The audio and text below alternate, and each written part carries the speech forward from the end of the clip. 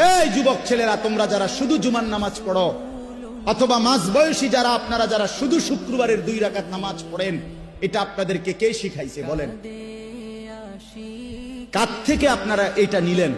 এজন্য যার ফজরের নামাজ কবুল হইছে তাকে আল্লাহ জোহর পড়ার তৌফিক দেয়, যার জোহর কবুল হইছে তারে আল্লাহ আসর পড়ার তৌফিক দেয়, যার আসর কবুল হইছে আল্লাহ তারে মাগরিব পড়ার তৌফিক দেয়, যার মাগরিব কবুল হইছে আল্লাহ তারে এশার নামাজ পড়ার তৌফিক দেয়। তাহলে আমনে চান্দু শুক্রবারের 2 রাকাত নামাজ পড়া আগে দিয়েও ফজর পড়েন নাই, পরে দিয়েও আসর পড়েন নাই, মাগরিব পড়েন নাই, সারা সপ্তাহ নামাজ পড়েন নাই, আমনের জুমার নামাজের কি দশা আমনে বুঝা?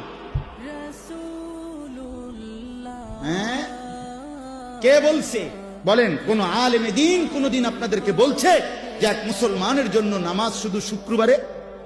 কথা বলেন না কেন? তাহলে এটা আপনারা কোত্থেকে নিলেন? কিভাবে নিলেন আপনারা? মসজিদগুলো দোতলা হয়, শুক্রবারে জায়গা হয় না। মসজিদ ভাঙ্গা নতুন মসজিদ হয়, জুমার নামাজে জায়গা হয় না। মসজিদ কি শুধু জুমার নামাজের জন্য না 5 ওয়াক্ত নামাজের জন্য? হ্যাঁ শুনেন, এটা মনে রাখেন।